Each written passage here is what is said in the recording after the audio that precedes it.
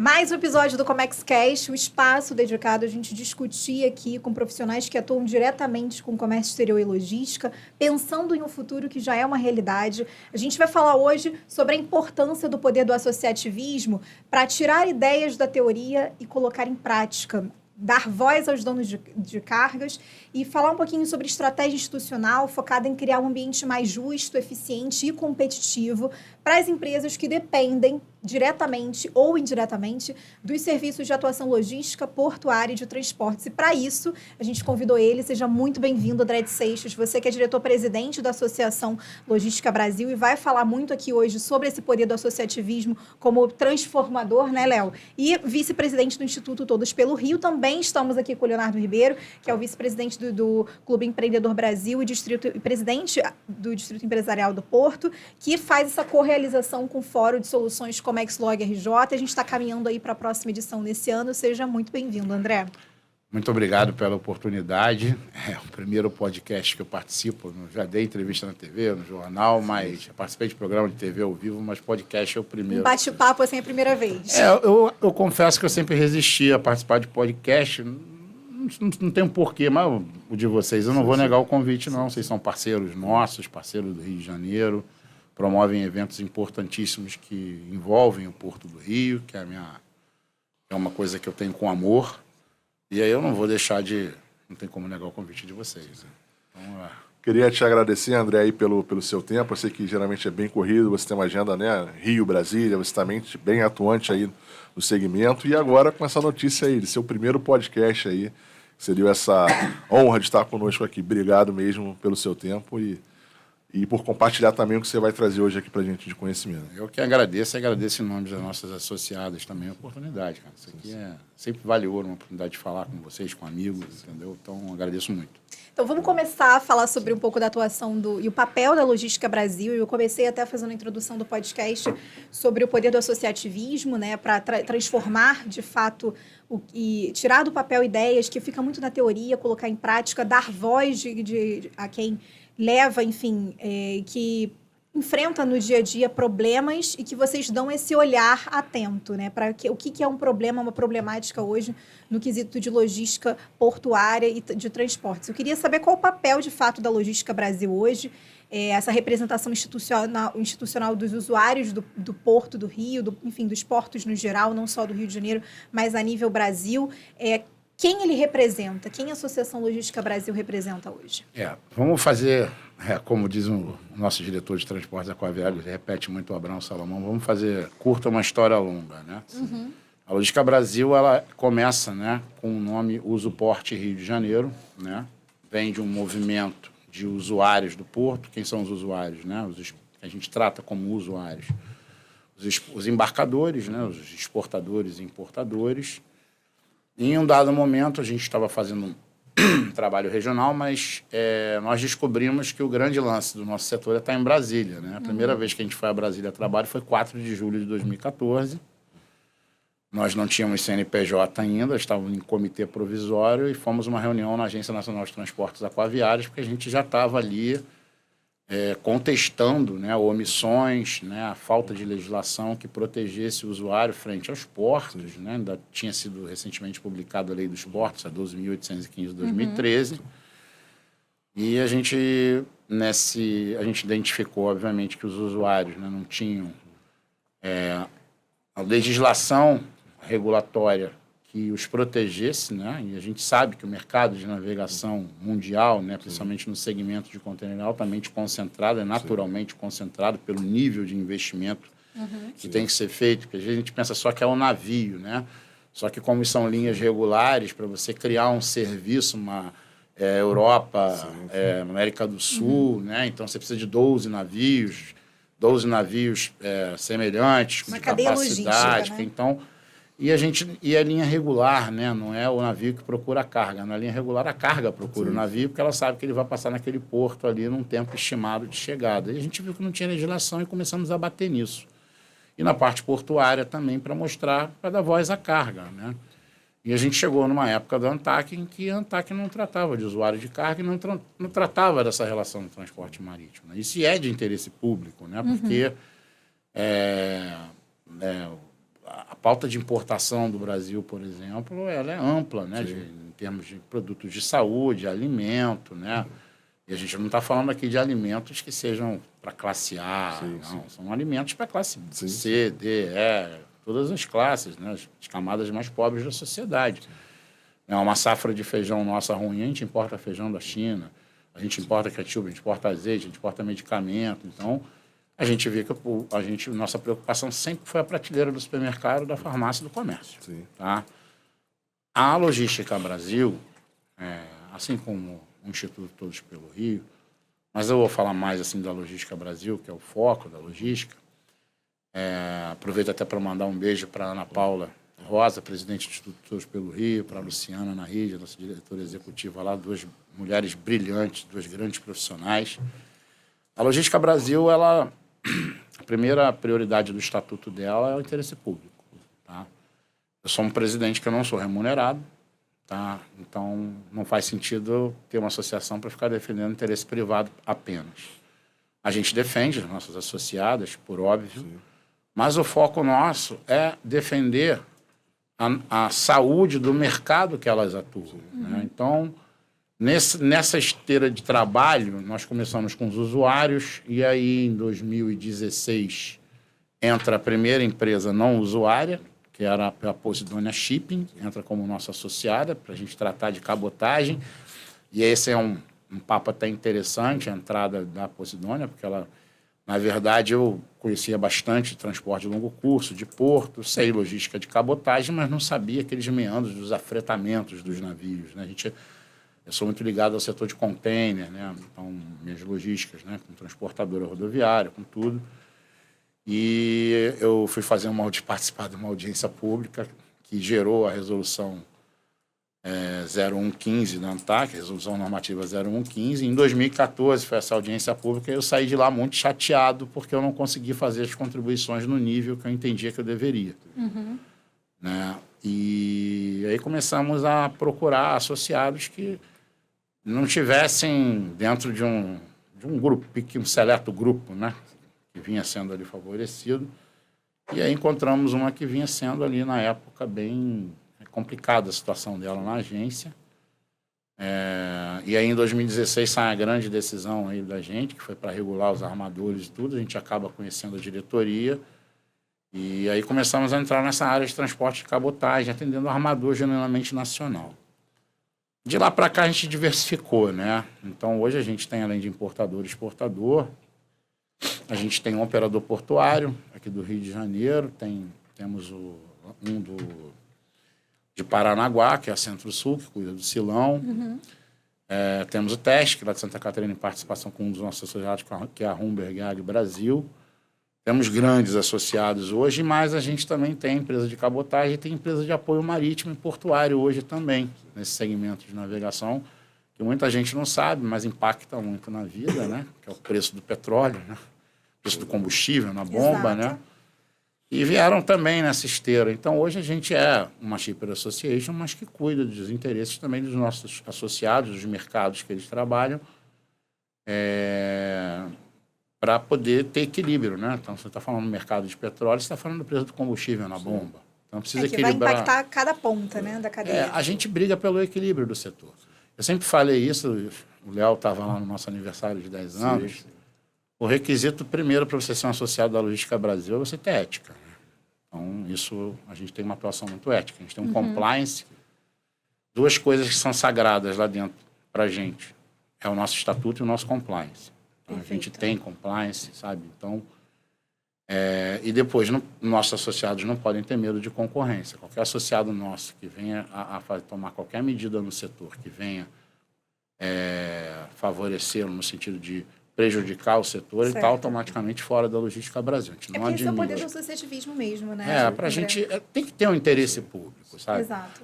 Eu sei que dinheiro é importante, a receita das empresas é importante, a gente sabe o quanto é difícil ser empresário no Brasil. Sem dúvida. Mas quando a gente luta pelo interesse público, todo mundo começa a ver você de uma forma diferente, a te respeitar, sabe? Então, eu não vou para Brasília para ficar vendo interesse exclusivo de associado. Eu estou indo lá para defender coisas, como presidente da Logística Brasil, interesse público. Sim. A exemplo, né, a gente vai citar a questão das agências reguladoras. Sim.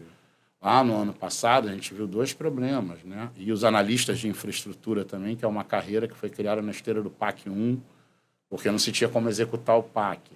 Então, nós temos um binômio. Se eu quero ser uma associação de logística, né? A gente muda o nosso nome em 2020 justamente para ampliar, né, essa gama, né? De atender mais mercados por causa da entrada dessas empresas.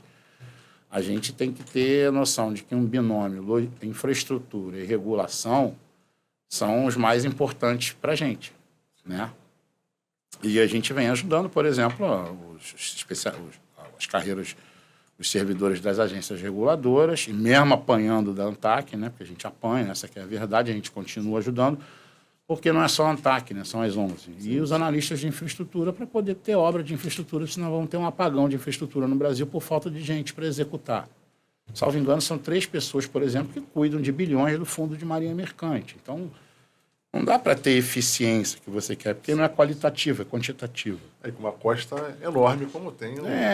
Então... Não só a costa, mas a infraestrutura como um todo, né? Enfim, a gente começa assim... enorme do Brasil. Então, a gente tem que estar ali para ajudar as pessoas, as categorias. Hoje até mostrei para você, né, uma cadastro de reserva do CNU, dos concursados. Mandei uma carta para o presidente da República. A gente manda, entendeu?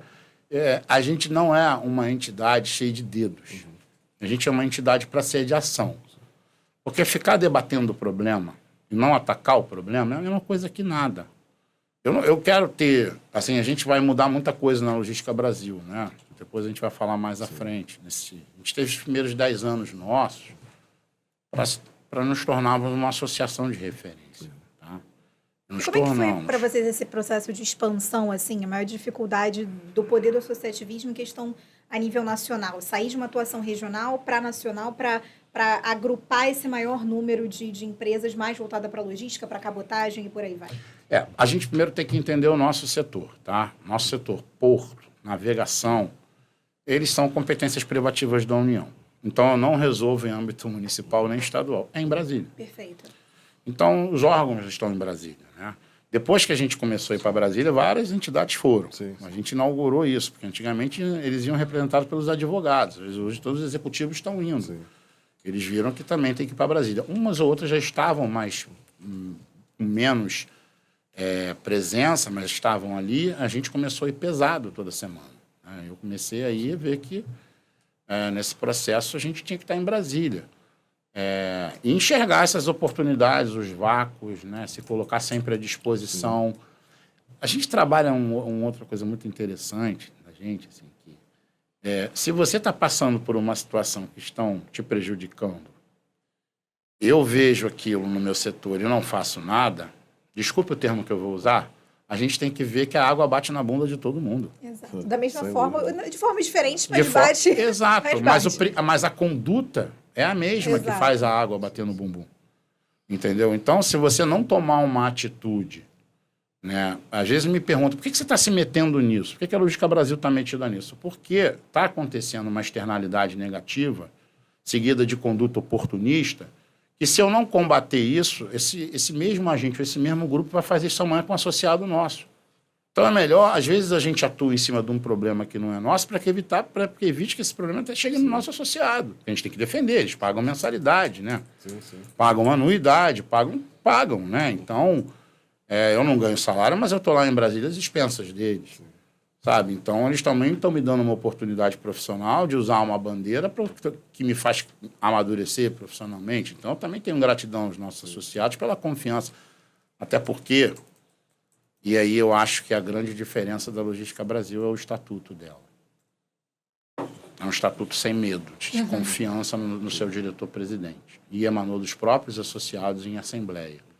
Então, isso aumenta o nosso poder de atuação, mas aumenta exponencialmente a responsabilidade que o cargo de diretor-presidente carrega.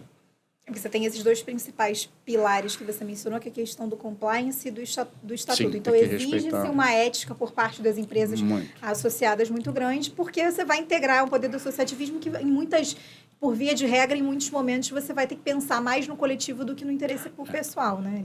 E tem uma outra coisa, assim, sabe? São princípios que a gente aprende na vida, né? Que A gente não pode fazer as coisas com medo de perder. E muitas vezes, nas entidades, quando você tem um cargo remunerado, e tem muitas com níveis de salários, né, de executivos muito altos, eles acabam, muitos deles, a gente vê, não vou citar nomes, mas acontece deles estarem presos muito àquele ganho deles, é o emprego deles, né? Isso engessa, porque você quer tomar uma ação. Teve uma época assim que me chamava, você é maluco? Não, a gente tem que fazer. Então, muitas entidades procuram a gente e a gente atende a todas, se tiver aderência ao nosso estatuto, às nossas finalidades, a gente atende a pleito de todo mundo, sabe? Não tem distinção, a gente quer ajudar o setor, não estamos aqui... a gente tivemos brigas no passado do Américas? Tivemos. Temos briga? Temos, menor hoje, mas se tiver a pior briga do mundo, a gente vai brigar. Nós não temos problema nenhum com isso. O problema é o país não dar certo. Sim. Isso é o pior. E essa questão das idas a Brasília, que muitas vezes envolve, né, as agências reguladoras, enfim, governantes, deputados, essa mudança também constante, né? Então, assim, é um trabalho que você tem que fazer. De repente mudou uma peça, você tem que retomar esse contato, retomar tudo, a história que você já fez, enfim. Como é que é esse tipo de trabalho? Eu acho que essa é uma das partes mais chatas, assim, vamos dizer, né? Realmente, assim, cara, quando você tem uma mudança a partir por ciclos, né? Sim. Empresarial, sim. Uma empresa, por ciclos, né? Aquele ciclo, ele se esgotou, precisa de um outro gestor, precisa de uma outra diretoria, porque o ciclo é uma coisa saudável. Sim. Mas no Brasil, principalmente quando a gente fala de autoridade portuária, né? Por exemplo, a Portos Rio, a Docas de Santos, né? A Autoridade Portuária de Santos, empresas públicas, sim. Né? As agências são previsíveis, porque ele tem tempo de mandato, né? Por lei. Toda mudança, assim, que causa ruptura, né? É complicada, você ter que reexplicar tudo. Sim, isso é cansativo, mas isso é muito do Brasil. Passamos por uma recente agora, né? Tem. E a gente até pergunta, você não vai fazer nada porque a DOCA está no presidente. Olha, assim, eu tenho que respeitar a prerrogativa do presidente da República e do ministro. Se um presidente tem condições, a lei dá condições a ele, o regimento interno da companhia dão condições, a gente tem que respeitar a prerrogativa do presidente e apoiar o presidente que está aqui. Se você não apoiar o presidente, entrar numa linha de atrito político, porque aí passa a ser político, problema, né? Ou pessoal, isso não pode acontecer, eu vou prejudicar quem? O Porto do Rio de Janeiro, vou prejudicar o Porto de Itaguaí. Não, tem que ficar do lado e apoiá-lo sempre nas coisas que ele quer, que ele desejar fazer e deixar a Logística Brasil à disposição dele. Mas seguir o trabalho. Pensar coletivo, né? Tudo assim que a gente fez aqui no Rio, por exemplo, que não foi pouca coisa, né? Tudo tem um dedinho nosso, né? Então, assim, mesmo que seja com um dedo, a gente startou um processo. Sim. Dia do Porto, né? Que a gente foi procurar o vereador Caiado. Perfeito. Eu acho que o Porto do Rio é um principal ativo econômico do município, é o porto. Em qualquer lugar, você tem... Eu sempre uso o terminal de veículos do Porto do Rio como exemplo, né? O multicar, né? De que é um porto. Por que Resende tem um polo automotivo? Porque você tem um edifício, um porto específico para carro, para navio roll-on, roll-off, terminal de roll-on, roll-off para veículos, onde você faz diversos serviços para as montadoras ali, que não é só receber veículo, não, tem diversos, chamado PDI neles, né? Toda aquela parte técnica. Você tem 2 terminais de container. Então, você atende as montadoras com partes e peças vindo do mundo inteiro. Sim. E você tem um terminal de veículos para trazer importado, aquilo que eles não montam aqui, ou que não é mais montado porque desistiram no Brasil e viram que estavam rodando no prejuízo e foram embora, como é o caso da Ford, dessas montadoras que foram embora. E você tem como escoar a produção de exportação dos seus veículos para a Argentina e para outros lugares que você monta o carro aqui. Então, você tem um porto que gera dezenas de milhares de empregos numa cidade a 200 e poucos quilômetros da capital. Então, o porto é muito influente. Né? A importância de um porto, assim, a gente fez até um vídeo, né? A Portos Rio lançou um vídeo institucional. Muito legal. Isso, cá entre nós, foi até uma ideia da Logística Brasil. Nós aproveitamos até para... Ficou bom, a gente aproveitou uma empresa que trabalhou para a gente na época do BR do Mar, de comunicação, chamado Torre, fazendo até uma propaganda aqui, mas eles são muito bons, que roteirizaram aquilo, né? E botamos o Sérgio Lourosa ali para falar a linguagem do carioca para explicar para a cidade, gente. Isso aqui é importante, é o principal ativo da cidade. Sem isso aqui, você provavelmente... Porque não é só isso. Aqui que o porto traz a rebote. traz indústria, traz comércio. A gente estava agora, há pouco, estávamos na CNMAR, né? Que é uma coisa muito importante que o Estado do Rio, a gente pode entrar nesse assunto dessa secretaria, se quiser tratar depois. O governador Cláudio Castro criou uma Secretaria de Economia do Mar, Energia e Economia do Mar. É CNMAR, né? CNMAR. Poxa, 50% do nosso PIB é para a economia do mar. Sim. Então, é uma ideia maravilhosa. Ele criou uma comissão de desenvolvimento de economia do mar, que é a CDMAR, que é ligada à CNMAR. Sim. Eu coordeno o GT de Logística e Infraestrutura. Vamos entregar o 6º trabalho agora. Sim. Um deles começou com a gente, que é o benefício fiscal, que se chama de Rio Log, a lei do Rio Log, começou com a gente lá na CDMAR. Eu tive a oportunidade, obviamente que eu vou dar os créditos aqui a quem muito trabalhou com isso, né? Mas nós participamos da reunião de líderes no dia da votação, foi importantíssima a nossa participação. Colocamos na CDMAR para andar esse projeto. A partir da CDMAR foi feito um trabalho que encomendamos à Terra Firma, que é uma consultoria, um trabalho maravilhoso. E aí também vou dar um crédito para o deputado federal Hugo Leal, na época que ele era secretário, quando ele olhou o estudo, ele falou, isso aqui é muito bom. Porque foi um estudo socioeconômico, né? Porque a gente fala de arrecadação e de emprego, né? Sim. Então, E o impacto também, como você falou, dentro de um porto, entender o seu impacto para com todas, dentro de uma cadeia logística como todo, mas tudo que o porto produz para dentro dele e para fora e ao redor. E como a cidade se desenvolve em volta de um porto, né? a gente sempre fala numa coisa chamada cadeia de valor. Sim. É como a gente pensa o agro, por exemplo, né? A gente é muito parceiro do Secafé, do Conselho de Exportadores de Café, um parceiro da Logística Brasil. A cadeia de valor do agro, você começa no pequeno fazendeiro, e tem todo um trabalho de uma Embrapa por trás ali do governo para fazer ele produzir. Depois ele vem para uma cooperativa que vai fazer o embarque, que vai chegar numa trade. Então, você tem a cadeia de valor. A gente pensa assim, o bom profissional de logística não é aquele que sabe conceitos, é aquele cara que consegue, ou aquela pessoa que consegue olhar o mundo por cima e não pelo lado. Sim, sim. Você tem que entender a cadeia de valor de tudo. Então, vamos lá, o porto. O porto aqui no Rio de Janeiro, a atividade portuária, ela é uma grande sustentadora da atividade do transporte rodoviário. Então, o porto gera emprego diretos e indiretos. Mas vamos lá, eu tenho mais de 30 atividades conexas à portuária.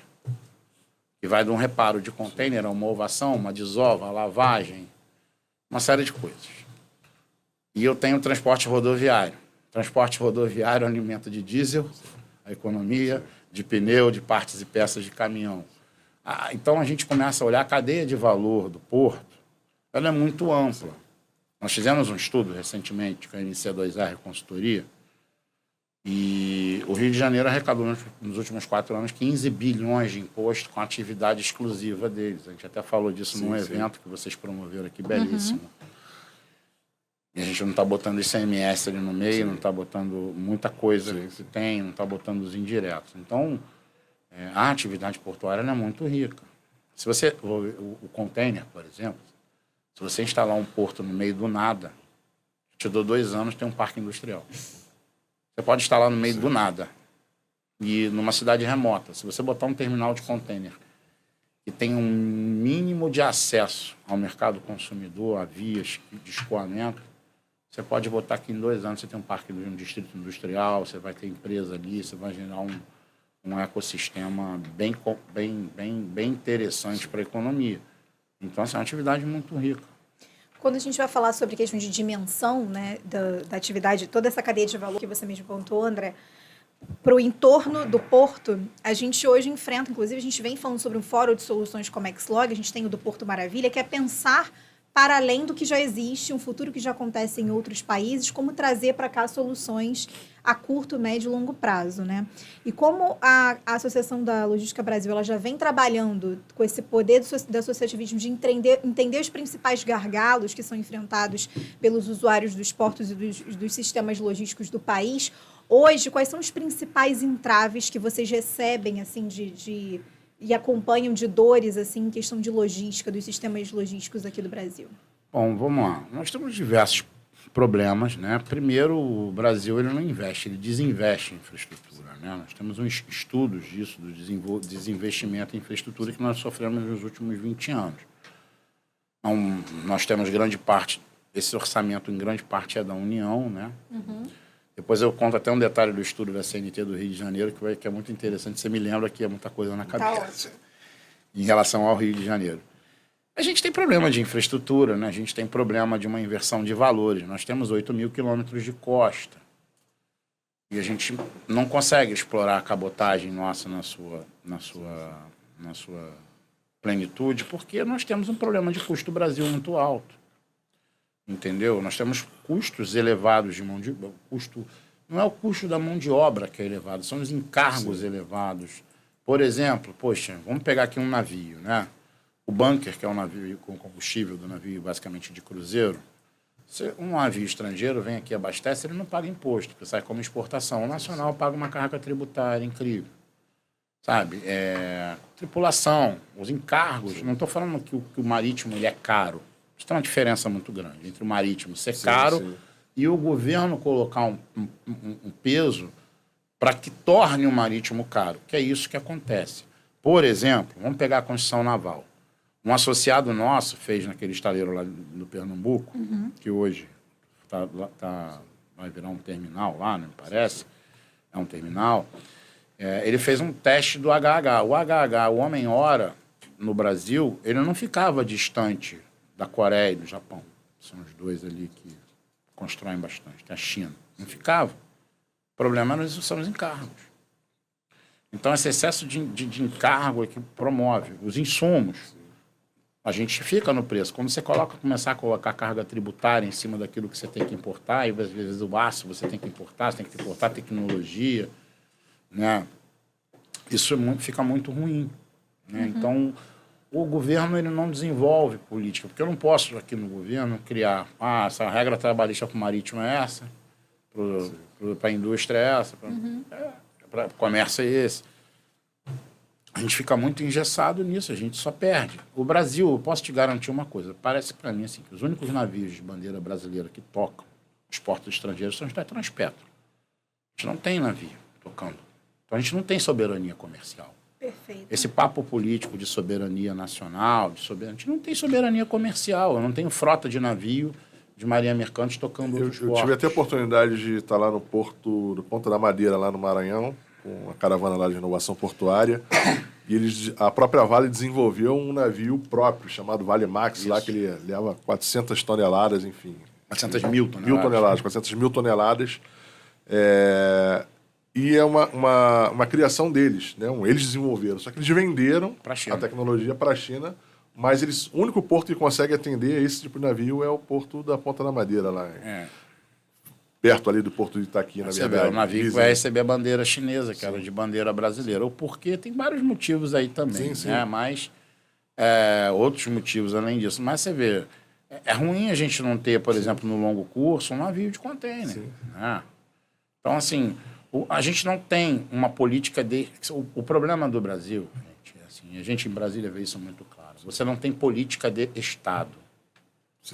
Sabe, que obrigue o outro presidente de uma outra corrente política a dar continuidade àquilo. Nós conversamos, inclusive, com isso com a Cláudia Januzzi. Não tem essa continuidade. O governador de São Paulo, Tarcísio Freitas, ele foi muito inteligente. Né? Apesar da nossa discordância em relação ao BR do Mar, tem que admitir que ele é uma mente brilhante, é um cara inteligentíssimo. Ele teve uma sacada que foi continuar as obras. E pegar aqueles principais reclamações e fazer. Por isso que ele conseguiu, com pouco dinheiro, né, a fazer as coisas que deram a ele um status para se posicionar como candidato a governador de São Paulo e ganhar. Ele foi inteligente, ele não tinha muito. Então, assim, é muito ruim. A gente paga muitos juros de dívida, né? Quase 1 trilhão. Parte considerável do nosso PIB vai embora. Isso atrasa também o posicionamento do Brasil, um mercado altamente competitivo. Altamente competitivo. Então, a gente, assim, o que acontece? Ao longo dos anos, a nossa educação, cara, ela caiu muito. Sabe, esse negócio de aprovação automática em colégio público, nessa massa toda. Então, você vai formando uma massa que não consegue ter opinião. E a gente está num tempo muito ruim, A gente está com muita informação e pouco conhecimento. E as pessoas estão confundindo informação com conhecimento. Sim. Exatamente. Então, hoje, eu digo com muita, assim, eu digo triste, porque a nossa massa da população, que é uma população da camada mais pobre, ela é uma grande massa de manobra de mentira. Então, de dois lados, eu não estou polarizando. Exato. Sim. Sabe? Ela é facilmente manipulada porque ela não tem conhecimento e critério para avaliar. Sabe? Uma vez... E muitos deles estão pensando assim, por que eu vou comer amanhã? Aí eu vou me preocupar com infraestrutura quando o meu estômago está em jogo. Gente, quando a gente está com fome, a gente fica irracional. Sabe? Então, essa insegurança alimentar, quando não fome, torna a massa da população facilmente manipulável, porque ela não quer nem parar para pensar nesses problemas estruturantes do Brasil. Ela tem que saber, por exemplo, se eu não tenho infraestrutura, eu não tenho desenvolvimento econômico. Eu posso gerar inflação, eu não escoo produção, eu tenho um produto caro, autoconcentrado, eu não gero emprego. Então, a falta de estradas, a falta da ferrovia, a falta do uso racional da cabotagem no Brasil, a falta do serviço de feeder no longo curso, e eu falo disso porque a gente teve uma participação na ANTAC, foi a Logística Brasil e a ABAC debaterem isso. A ABAC é a Associação Brasileira dos Armadores de Cabotagem, representada lá pelo Luiz Fernando Rezano. A gente teve um debate interessante na ANTAC sobre isso. A população não sabe que todo o uso que não é racional da logística e da infraestrutura do país, da falta de infraestrutura do país, quando a gente joga a maior parte da carga, principalmente em viagens longas, ao modal rodoviário, né? Eu não vou nem entrar nessas questões sustentáveis, porque isso aí já é um... A população tem que entender que ela está pagando a conta com emprego, com baixo salário, com baixa renda dela baixa. Olha o nosso PIB, olha a nossa renda per capita, olha os Estados Unidos. Sabe? Então, assim, isso impacta na indústria do automóvel. Né? Por exemplo, eu estava vendo um especialista em automóvel falar: o Brasil produz o Toyota Corolla mais barato que os Estados Unidos. Só que os Estados Unidos tributa a renda. Quando ele vai vender, ele vende mais barato, a gente vende pelo dobro do preço. Então, assim, é uma cultura de jogar tributo, de aumentar tributo, que você não consegue aumentar a economia desse momento. Aí sobe os juros, ninguém investe, quer dizer, fica essa guerra. E a pior coisa que está acontecendo para o país hoje é a polarização. Você não consegue ter diálogo, porque são duas partes com pouco conhecimento e muita informação debatendo, transmitindo informação. Isso alimenta aqueles que estão na polarização. Os que estão ali querendo ser razoáveis são tidos de isentões. Desde o centrão, né? O famoso meião, né? Nem aquele centro, mas aquelas pessoas, por exemplo, você está num grupo de WhatsApp, aí você tem que... Eu estou ali em Brasília, eu sei como é que as coisas se processam, a gente aprende, a gente presta atenção nas pessoas. Tem muita gente que, se você prestar atenção, você aprende muita coisa com gente mais experiente que você. Você tem que sempre ter essa atenção, esse olhar especial e o ouvido aberto para isso. As pessoas que estão hoje no meio termo, elas são chamadas de isentões. Exato. E de uma forma até muitas vezes grosseira. Pejorativa, né? Não é pejorativa, você é um isentão, não sou isentão. Eu falo para você, desde quando a gente começou com nós e eles, o país só desandou. Nós não estamos nisso hoje. Isso começa depois, na época da eleição do Collor.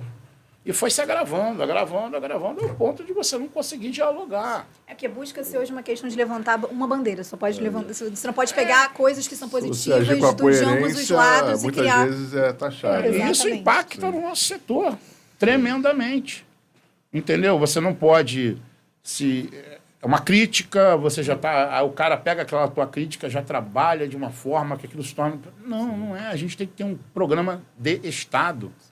Enquanto a gente ficar focado em governo, uma outra coisa, a população... Aí a gente voltando à questão da educação. A população vota. A gente tem que ser coerente com os votos, né? A gente pode ser esquerda ou direita. A gente pode ser centro, esquerda ou direita. Isso não há problema algum. Perfeito. Não há problema algum. A questão toda é, quando você vota para um presidente, a gente está focado no presidente, mas está esquecendo do Congresso. Aí ele me vota num candidato a presidente de esquerda com um deputado de direita. Você tem que votar num parlamentar que acompanha aquele seu voto para presidente e num senador que acompanha aquilo, para você ter o seu governo. Mas o desconhecimento político entra muito em voga nisso, porque as pessoas desconhecem o que os três poderes, como é uma integração de... Você acabou com moral e cívica, né, no colégio, né? Isso não tem nada, para mim, eu não aprendi nada de militar em moral e cívica. Eu aprendi que ser cidadão. Exato. Exatamente. Sabe, eu aprendi ali a Constituição, eu peguei na época, em 88, no colégio, que eu fazia moral e cívica, estava sendo promulgada a Constituição. E a gente tirou da sociedade a capacidade de reagir. Essa é a verdade. Porque quem tem fome não consegue reagir a outras coisas a não ser matar a fome. Porque isso é uma questão até biológica. Né? O seu organismo, né? Ele mexe com todas as suas sensibilidades quando você está com fome. Aí, às vezes, me pergunta assim, a passeata de um lado estava lotada, eu nunca vejo desse lotado. Porque aquele povo que está com aquele que é do outro polo lá, ele está passando fome, pô. E as pessoas não têm essa sensibilidade. Sabe? Então, assim, resumindo, você é um presidente de associação, na minha opinião, tá? Muitas pessoas falam assim, alguns amigos que eu tenho da esquerda, né? Tem amigos da direita, amigos do centro. Mas você defende empresário. Eu falei, cara, olha o trabalho que a Logística Brasil faz para você entender que a gente está ali em busca do melhor para o Brasil, para o cidadão. Porque hoje tem um discurso muito grande, quando a gente fala de poder do associativismo, tende-se a acreditar muito nisso que você defende o empresariado e empresa XYZ. E aí que todos têm que falar a mesma língua em prol do coletivo. Mas que hoje existe até um estigma muito grande contra o empresário, sendo que é o empresário que gera emprego. Exatamente. Só que fica nessa guerra, né, de um combate muito grande ao empresariado, enfim. E que isso implica em todas as políticas que a gente entende a forma como isso vai ser desenrolado socialmente, né? Você leva o país ao buraco, porque eu nunca vi, por exemplo, uma empresa... A gente pega, assim, vamos ver aquele mundo do LinkedIn, né? Aquele mundo perfeito profissional do LinkedIn, mas a gente absorve coisas interessantes ali, informações que publicam. Eu não consigo, em tudo que eu li de questão empresarial, eu acabo lendo muito sobre isso, é diário, né? Que a gente tem que ler. Eu nunca vi uma empresa dar certo com a sua diretoria batendo cabeça, sem acordo, um diretor de operações é inimigo do diretor comercial, quer ver o cara... Não vai dar certo. Trazendo isso para o Brasil, eu quero entender onde esse conflito vai dar certo. Entendeu? E a gente não tem esperança de que haja um apaziguamento e uma coisa assim. Eu preciso que o Brasil se desenvolva. Não vai ser eu, André, você, Leonardo, nem ninguém que vai fazer o Brasil. É o consenso. A gente, às vezes, briga para construir consenso. Exato. As nossas brigas... Primeiro, assim, a logística... Tem algumas coisas que falam ainda. A Logística Brasil é uma entidade beligerante. Não. A gente enfrenta o problema de frente. A gente não tem medo e não tem rabo preso. Esse é o ponto 1. Eu não prendo meu rabo com ninguém, por quê? Porque eu não quero vantagem para ninguém ali dentro, eu não quero... Todo mundo vai criando zona de conforto, né? Então, assim, a gente tem que bater, a gente vai bater. A gente tem que fazer um acordo, é bom para o interesse público, é bom, entendeu? A gente vai fazer o acordo. Mas se der outro, a gente vai bater de novo. Porque as pessoas não entendem. O nosso setor, ele toca. Por exemplo, vamos pegar uma agência reguladora como a ANTAC. Vou até dar o exemplo da regulação. A ANTAC não toca o cidadão direto, é indireto. Mas a Anatel toca. A ANS toca. A ANP toca. Então, a ANEL toca. Então, a gente tem que entender... você está defendendo a agência. Não, estou defendendo o interesse público. Por que eu estou defendendo? Porque todos aqueles serviços das 11 agências são competências da União, passada a iniciativa privada para explorar essa atividade fim, e são serviços que acabam sendo naturalmente concentrados, porque a competência envolve muito investimento ostensivo, então são serviços regulados. Se eu quero ter serviço regulado, eu tenho que fortalecer as agências com uma boa regulação. É esse do questão que a gente falou muito até com a Cláudia Januzzi, que veio representando o Instituto de Economia Criativa Brasil-China, que ela veio com essa cadeira aqui para o podcast, ela falou que é integrar para somar, né? Quando você subdivide ali os grupos, cada um falando a sua língua e defendendo os interesses pessoais, quem vai sofrer na ponta é a sociedade civil como um todo. A gente tem que aprender no Brasil assim, a ter plano de Estado, a saber construir consensos para o país. Assim, não entra na minha cabeça o radicalismo, eu não vejo em que o cidadão tá. A gente fala, por exemplo, eu estava numa audiência no Senado tratando da DPF 635. Hoje o principal problema do Rio de Janeiro é a segurança pública, né? Aí eu virei lá no Senado e perguntei, qual é a democracia que a gente luta? É a democracia política ou a real? Porque na democracia real tem no Rio de Janeiro entre 4 e 5 milhões de pessoas vivendo refém de bandido. consumindo o produto do bandido, vivendo a lei do bandido, não tem direito de ir e vir, não tem liberdade de culto religioso, tem que ser obrigado a consumir produto do bandido. Isso é democracia? Cadê essa bandeira sendo levantada lá no STF, por exemplo, de democracia? O nosso grande... A gente tem hoje aqui um ministro que é defensor do Estado Democrático de Direito. Cadê o Estado Democrático de Direito na comunidade? E quantas comunidades no Brasil afora? Agora nós estamos em Salvador, aí, estourando a criminalidade. Eu tenho acompanhado isso. Cadê o Estado Democrático de Direito quando você tem 70 mil pessoas e um traficante mandando em todo mundo lá, um ditador, nas regras dele? Isso é Estado Democrático de Direito? Isso não é. Então, até a própria democracia no Brasil, ela às vezes ela é tratada como uma grande hipocrisia midiática. Sabe? Porque são essas pessoas que a Logística Brasil, ela está preocupada com o mercado, com seus associados? É óbvio que está. Isso é óbvio. Mas a nossa maior preocupação é o país, são as pessoas. Porque essas são essas pessoas que consomem os produtos dos meus associados, gente. Exatamente. Poxa, sabe? Tudo que o meu associado faz é para parar na prateleira do supermercado. Eu tenho um associado que exporta tubo, premium de petróleo. Pô, é para gerar combustível para alguém. Eu estou preocupado a gente fica preocupado com as pessoas porque são elas que dão... Você vê assim, o usuário dá sentido à existência da logística. Porque, claro, a carga alimenta toda a logística de carga. O dinheiro sai de um lugar, da carga. Mas quem alimenta a carga é o consumidor dela. Seja lá fora ou aqui dentro daquele produto, direto ou indireto. Então, assim, eu tenho que me preocupar com o óbvio. E eu não vejo as pessoas preocupadas com isso. E eu não tenho a menor intenção de ser político. Já me ofereceram isso várias vezes, eu não quero. Sabe, não é para mim. Então a gente tem que entender, eu não vou ser um bom político. Entendeu? Eu não vou ser um bom político. Eu vou ser um bom presidente de associação, é o que eu procuro ser. Então o que eu estou falando aqui não é discurso. A gente tem que se preocupar com as pessoas. Então quando eu me preocupo com o Porto, eu sei o que pouca gente sabe, qual a importância, pouca gente considerando a população. Tá? Não estou falando do meu setor.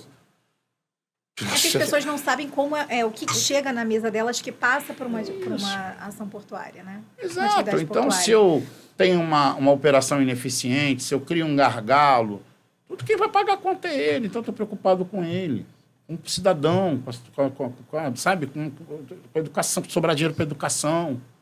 Se a gente quer ser uma associação por interesse público, a gente tem que pensar assim. Não tem que pensar no André. Óbvio que eu não trabalho sozinho. Eu tenho minha diretora executiva da Associação EUSI, que me ajuda pra caramba. Sabe? Tem o Abraão Salomão, da Posidônia Shipping. Você tem uma ideia, esse cara conhece cabotagem como ninguém, cara. Você vai discutir mercado de apoio marítimo, esse cara dá aula. A EUSI dá aula no ramo dela. A EUSI, ela tem uma comissária de despacho para... A EUSI é referência em importação de vinhos, de alimentos. Eu tenho o Hildo, nosso primeiro vice-presidente, que é esse cara que faz tudo de comércio exterior, Ulisses, né, que é o nosso segundo vice-presidente. Tem todo por trás da gente ali, tem um staff de gente muito preparada. Eu tenho um diretor que trata dessa parte marítima, que é o Alex, que é um dos sócios da Posidônia, entende muito do setor. É um time que conhece exatamente o impacto de uma atividade. E nós vamos receber outros diretores, com outras diretorias que a gente cria por força, né, que é prerrogativa do diretor-presidente criar, pelo estatuto.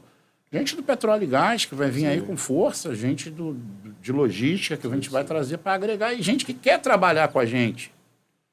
Mas por que eles querem trabalhar com a gente? Porque eles vão poder pegar tudo aquilo que eles sonham em fazer e tornar aquilo realidade que eles não conseguem em outras entidades. Talvez não tenha gente disposta a fazer aquilo, a gente tem que soltar. Ou a gente confia naquele que a gente coloca para liderar, ou a gente não confia. Então, assim, eu tive dos nossos associados uma confiança muito grande, eu levo isso muito a sério. Sabe, eu levo isso muito a sério. As pessoas falam, o trabalho do Logística dá porque eu respeito o estatuto. Primeira coisa, e o compliance nosso. A gente tem um compliance, tem obrigações. Eu tenho deveres, eu tenho obrigações. Eu tento fazer isso da melhor forma possível. Quero que o meu próximo que venha me suceder tenha o mesmo espírito público. A gente não precisa ser político para ter espírito público.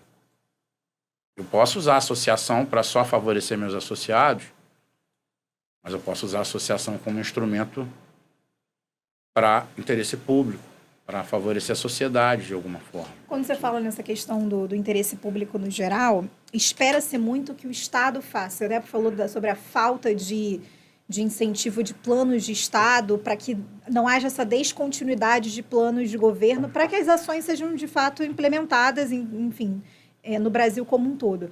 Como é que você enxerga essa questão da atuação da iniciativa privada no financiamento e modernização da infraestrutura, que você mesmo pontuou que é uma grande dor hoje na questão do sistema logístico brasileiro?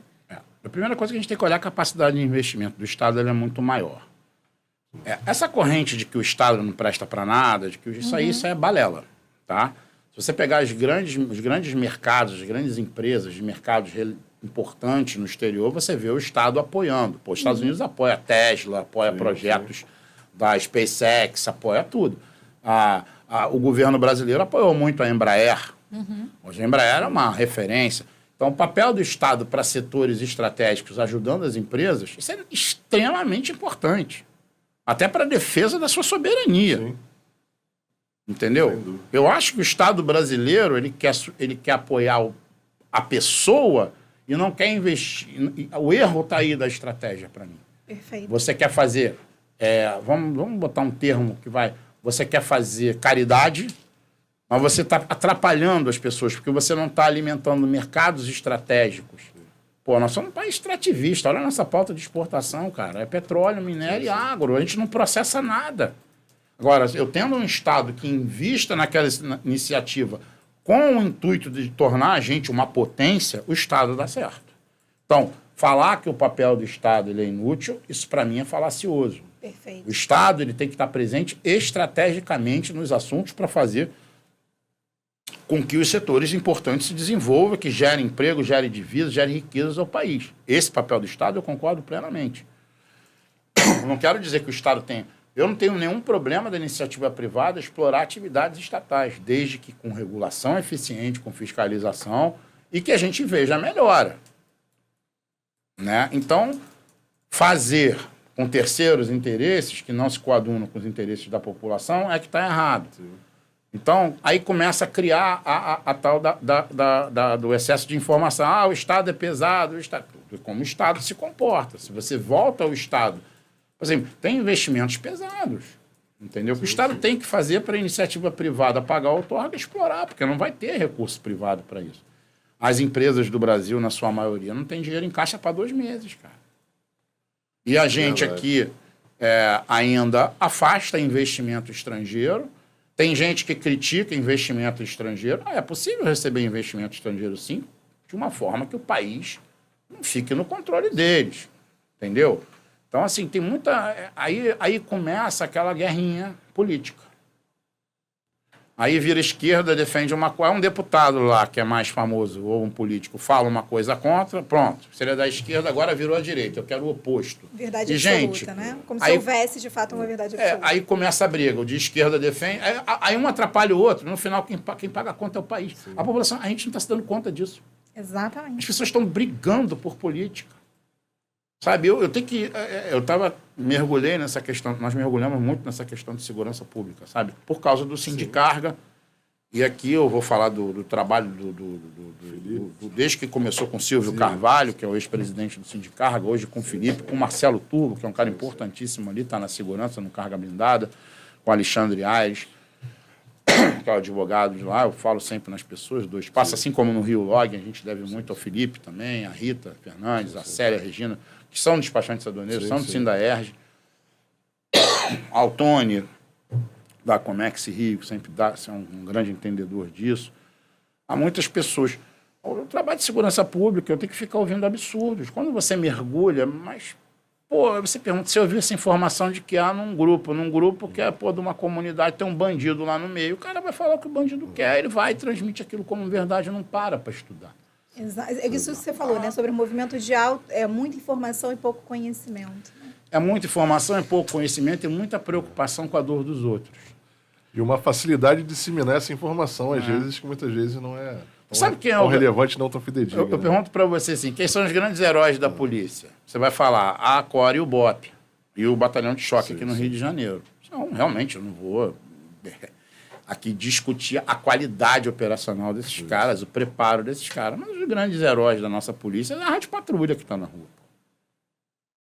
No dia a dia, né? A gente só fala de BOPE, core e choque. Que A gente quer pensar lá na hierarquia, na verticalização das pensar coisas. naquela coisa de quem é mais. Realmente, o BOPE é sensacional, o core é sensacional. São batalhões que eu conheço. O doutor Fabrício da core, são pessoas diferenciadas. O atual comandante do BOPE, né? Também o conheço.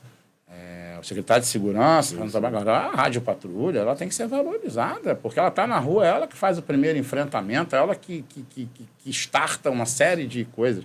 E um outro problema, né? A segurança pública, por exemplo. Qual o grande... Eu enumero 5 itens ali para a segurança pública, tá? Acho que são 5. Vamos lá, eu posso errar a conta de cabeça. A primeira coisa com a segurança pública da bandidagem, falha a família. Eu duvido, você pode pegar um adulto que tenha crescido numa miséria, mas se ele teve pai e ou mãe que dessem valor a ele, ele não se torna bandido. Depois falha a escola. A escola está falhando. Primeiro é a família. A escola dá o suporte à família. A escola está falhando. Depois, quando tem, não é um item obrigatório, a religião. Se tem, está falhando. Espiritualidade, né? Espiritualidade é religião, aquela tua crença, independente daquilo que você acredite, porque isso traz amor ao coração das pessoas, sabe? Sim, propósito. Traz uma energia boa. Eu acredito em energia, né? E eu acredito nela, material ou imaterial, ela gera, né? Nossos hormônios são nossas energias, né? Nossas emoções, né? Depois falha o município. Eu, pela minha experiência, eu posso te dizer que entre 60% e 70% da questão de segurança pública é do município. Depois fala o governo do Estado, que também tem papel importante. Então, são 5 falhas. Aí, vendem a ideia de que a polícia militar, a polícia civil, são os responsáveis pela política de segurança pública. Não, são esses 5 aqui. A família faz parte, sociedade, sabe? Colégio. Sim. E aí joga a culpa na polícia. A polícia, desculpa, ela recolhe o lixo que ficou. De tudo que se falhou, ela está lá para limpar. E hoje, você vê, cria-se cultura. Você vê, hoje a gente não respeita professor, a gente não respeita policial, a gente não respeita autoridade. A gente tem que respeitar. Porque é a família que ensina você e o colégio a respeitar a hierarquia das coisas. Você participa muito desses debates, né? Inclusive, você levou isso para Brasília, saiu da atuação regional e foi para Brasília para entender de perto, no front mesmo, como é que as coisas estão sendo discutidas, que caminhos estão sendo levados. Segurança pública é óbvio, é inevitável que isso esteja em pauta sempre. País. E que afeta, de fato, toda uma questão.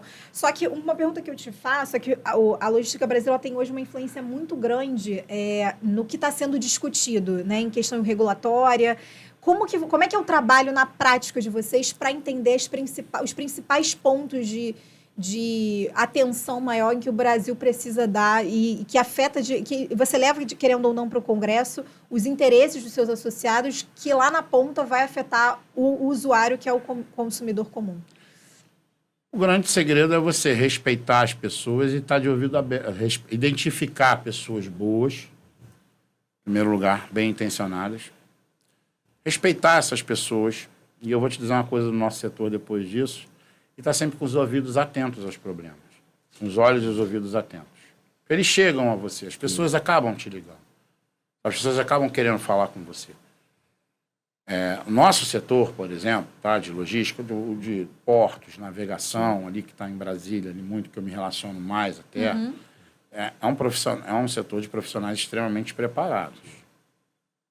Então, você tem que estar diariamente lendo, acompanhando notícia, participando, ser o gerador da notícia, gerador do conteúdo, e prestar atenção no que está acontecendo. Se você perder a atenção do seu mercado, e eu tenho que olhar vários mercados. Sim.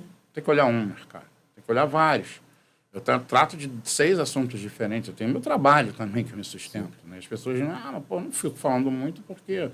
Já levei tanta retaliação aí por enfrentar aqui, mas faz parte. Faz parte do processo. Eu sempre falo assim, ninguém me pegou e me botou à força com uma arma aqui nessa cadeira de diretor-presidente da Logística Brasil. Sabe, eu estou desde o início, desde a fundação, Só que quando eu assumo as coisas para fazer, eu faço de forma decente. Se eu vou fazer mal feito, eu não faço. Às vezes as pessoas me falam, me ajuda nisso aqui. Eu não tenho tempo, não vai sair bem feito, eu não vou fazer. Perfeito. As pessoas ficam chateadas, mas eu tenho que ser verdadeiro. Prioridade, né? É como a gente vive numa sociedade extremamente de hipocrisia, as pessoas não estão acostumadas a você ser direto. Não, eu não vou fazer. Não posso, eu não tenho tempo. Pô, mas não tenho tempo. Isso não é relevante. Eu estou dizendo para ela, se fosse extremamente relevante para a sociedade, eu pararia tudo e vou fazer. Mas às vezes não é. Às vezes você quer ajudar, mas você não pode. Então, assim, o segredo da gente estar sempre nesses envolvimentos, primeiro a gente tem que todo dia estar estudando, se inteirando, atrás da experiência que você vem do setor. Como todos ali tem muito. Tem gente que lidou ali que tem 42 anos, 45 anos de setor. São, para mim, professores. Pode ser meu adversário, mas eu tenho admiração. Esse é que é interessante, é você admirar o seu adversário. Você não tem inimigos, você tem adversários. Como o Michel Temer falou uma coisa muito interessante que eu aprendi ali quando eu estava indo para Brasília no início. Eu peguei uma postagem dele. Não estou falando que eu tenho admiração pelo Michel Temer, mas a gente tem que... eu não admiro, eu vou dizer para você, Nelson Rodrigues fala assim, nada mais cretino e cretinizante do que amor por político, né? Então, e acho que falhou aqui o áudio. Acho que falhou. É. Acho que no fone, né? No fone deve ter falhado. Deixa eu até marcar essa minutagem para fazer esse corte depois. Tá. Peraí. 16. Deixa eu ver. Não, para mim não. Mas está saindo aí na máquina? Ah, então tranquilo. Tá saindo aqui? Tá saindo. É que não tá vindo no meu... Não tá vindo no fone. Explorou aqui no meu áudio. Então, pode continuar? Deixa ele só dar um... Quis voltar, Quis voltar. deu mau contato. Acho que foi. Mau contato. Perfeito, foi. Foi? Anota só essa montagem, amigo, pra gente poder cortar depois. Então, assim, até eu aprendi, assim, olhando, assim, eu olho muita postagem de políticos mais antigos, né? E aí o Michel Temer, não que eu admire, isso não quer dizer nem que eu não o admire, nem que eu admire, eu vou me neutralizar nessa opinião aqui, mas até porque Nelson Rodrigues falava, né? Nada mais cretino e cretinizante que amor por político, né? E ele fala, na política a gente não faz inimigos, a gente faz adversários. Perfeito. São aqueles que adversam. Então, eu como diretor-presidente, eu estou num ambiente hoje em que eu admiro e respeito meus adversários. E eles, tenho certeza, que me respeitam e me admiram também. Pela postura. Primeiro, palavra, sabe? A gente tem o termo no fio do bigode, se você se compromete, você faz. E, às vezes, não cumprem comigo. Mas aí também entra aquela coisa, né? Você tem que ser reativo. Você não pode ficar levando tapa e não reagir, porque quem não reage rasteja, né? Então a gente não vai rastejar, não, a gente vai reagir.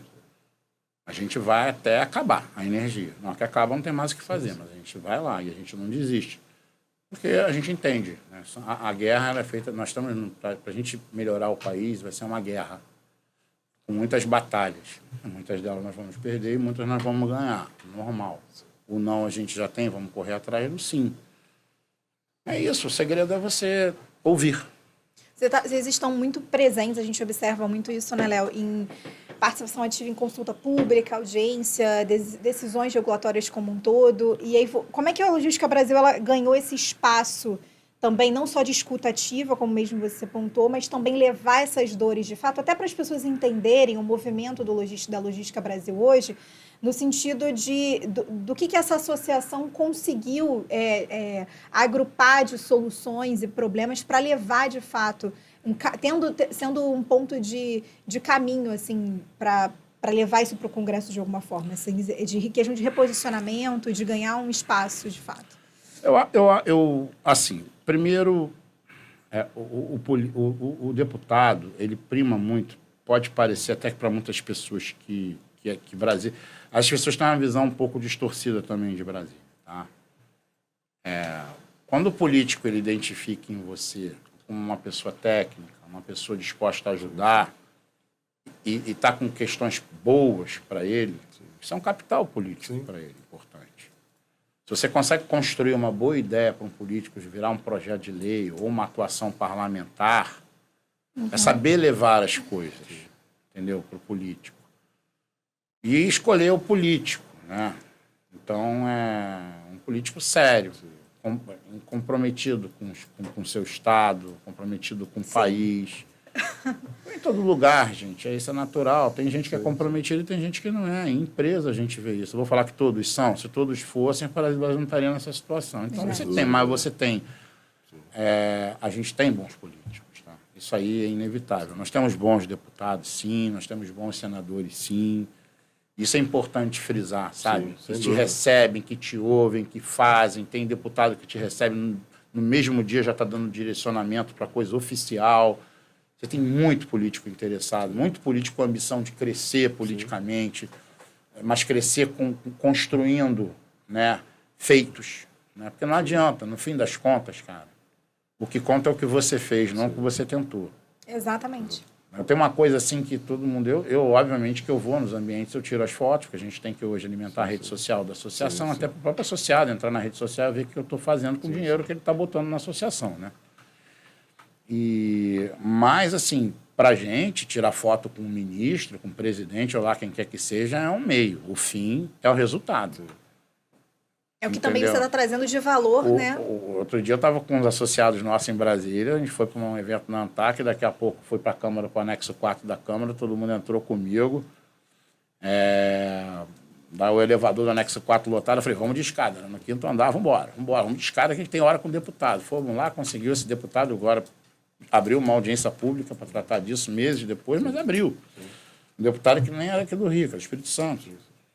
Entendeu? Então, às vezes, você captura informação, vai atrás, você tem bons políticos, sim, cara. Você tem...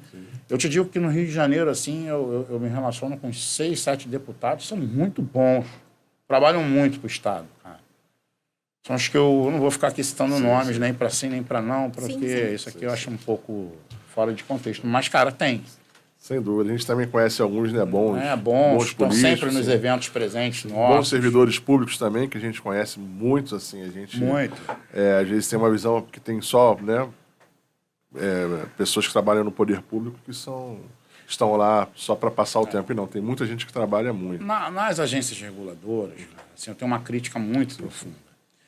Porque, assim, a Logística Brasil, ela é o espírito da diretoria dela. A Elzi, nossa diretora executiva, e o Abraão Salomão, nosso diretor de transporte aquaviário, eu sempre vou citar, são 2 guerreiros. São pessoas que vão para a briga. E eu sou um desses também. Então, ela tem esses 3 espíritos. É o perfil dos 3. E são os 3 que estão ali pronto para a briga. Eles estão na linha de frente, né? Estão na linha de frente de briga. Então, se eu precisar de Elzi para brigar, ou do Abraão, e se ele precisar de mim, ela precisar de mim, eles vão ter. Não dá para ter todo mundo. Sim. Então, esse espírito que faz a gente caminhar mesmo, brigar pelas coisas que acredita, sabe? Brigar pelo país. A gente precisa disso. Demais. Eu entendo as entidades, os executivos, eles têm que defender as empresas. Agora, quem está na Logística Brasil tem essa visão. Não adianta. A gente tem muita coisa para mudar. E essa construção política que você fala em Brasília, é esse espírito que a gente leva.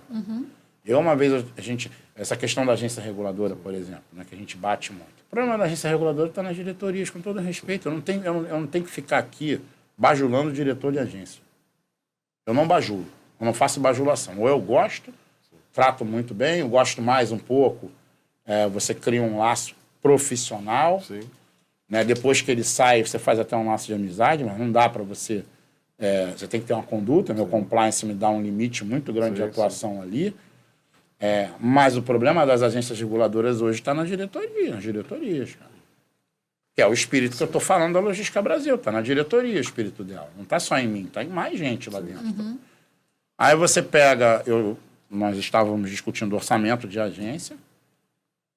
Em um determinado político lá em Brasília, eu fui falar com ele sobre a questão, da minha preocupação, que hoje está materializada, nossa preocupação da logística. A gente estava vendo esse problema de orçamento das agências no PILOA, que é o projeto de lei orçamentária, que não é a LOA, é o PILOA. A gente já estava visualizando o colapso. Ó. Todo mundo, desculpa o termo, tô nem aí. Aí você vê a ANP, não tem dinheiro. Sim. Bom, temos questão orçamentária. O problema das agências reguladoras hoje no Brasil são suas diretorias. Tá? Para mim, se uma coisa dá errado, a culpa é do gestor. A responsabilidade é do gestor. Então, quem é que escolhe o diretor de agência reguladora? O presidente da República. E aí não tem... Vamos pegar ao longo dos anos todos. Vamos pegar um de Cristo aqui, porque não é o caso. Quem é que aprova? O Senado. E foi justamente um senador que veio ser ríspido comigo para falar de agência, que não prestava para nós. Eu falei, presta sim. Presta sim. Presta porque a população depende disso. E quem escolhe os diretores são vocês. O problema das agências são as diretorias. Felizmente, nossas agências reguladoras, os diretores estão virando estagiários de empresa privada e de institutos. Infelizmente. Um servidor de uma agência hoje, só para você ter uma ideia, o cara ele entra lá preparado, qualificado, ele faz um concurso. Ele precisa de uns 10 anos de curva de aprendizado. Eu boto um diretor que não tem experiência nenhuma no setor. Complicado. Esse cara tinha que ter pelo menos uma curva, um ciclo de curva de aprendizado. Curva de aprendizado para ele estar ali sempre sendo atualizando, se atualizando. Ele chegou, atingiu, se atualizou. São 10 anos, quase. Sou eu que digo, né? São os especialistas, tá? Nesses 10 anos, ele chegou num ponto ali, que dali para frente ele tem que ficar se atualizando. Ele chegou no ponto de atualização. Vamos pegar um exemplo da ANTAC. A ANTAC já teve diretor, não estou falando de falar inglês fluente, não. O cara não consegue falar uma terminologia em inglês.